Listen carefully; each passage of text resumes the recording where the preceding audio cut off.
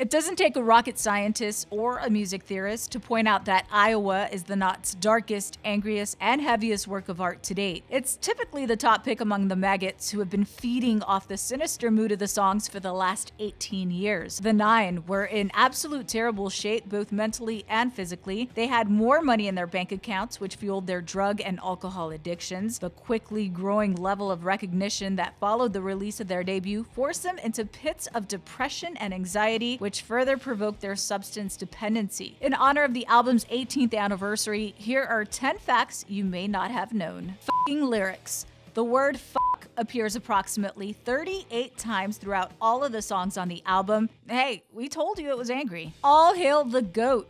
The 2001 album cover depicts an animated goat head, but the 2011 anniversary edition features an actual photo of the side of the goat's head resting on nails against a wooden wall. The artwork is credited to Sean "Clown" Cran. We're not sure where he got a dead goat from, and we're not sure we want to. The album was offered for free by several record stores in the UK in 2001 to customers who brought a live goat with them. Probably best to shield your eyes from the album cover. It ruled the charts. As heavy as it is, the Knot's second work debuted in the top 10 of the charts in 9 countries and peaked at number 3 in the US. It's since been certified platinum in the US, UK, and Canada.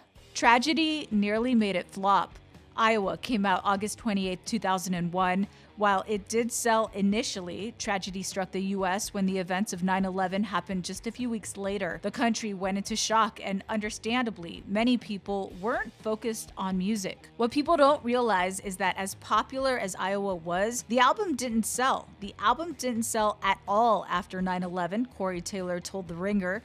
We all kind of felt, if you were a heavy band, you felt the heat of what happened with 9/11. So not only were you unable to mourn with your country for what had happened, but now it's like, Jesus Christ, what do we do?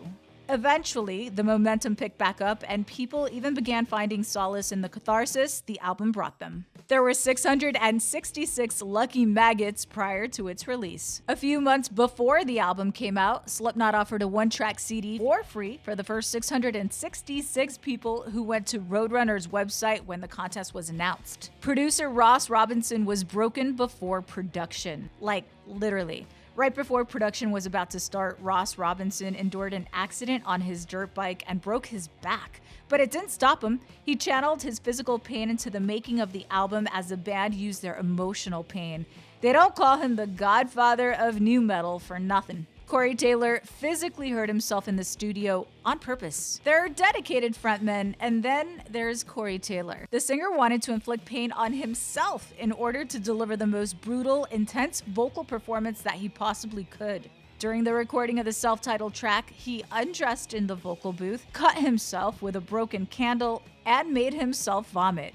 Don't ever say he didn't give it his all. Sid Wilson's emotional breakdown on 515. Sid Wilson's grandfather passed away while the band were in the studio and he wasn't able to attend the services. He went in to record the opening track, 515, and had an emotional breakdown. Clown told Revolver, "I come in the next day, Ross is weeping, puts his arm around me. I've been waiting for you, Clown. You're one of the few people that's gonna understand this. This is my favorite part of the record. It's the realest part of the record." The history of Gently. Clown actually wrote the song prior to Slipknot, and it first appeared on their debut release, Mate, Feed, Kill, Repeat. Taylor altered the lyrics slightly when the band re-recorded it for Iowa by taking a few phrases out. It got Stone Sour back together. The members of Slipknot still reflect on the making of Iowa to this day, citing how much they couldn't stand each other during that time.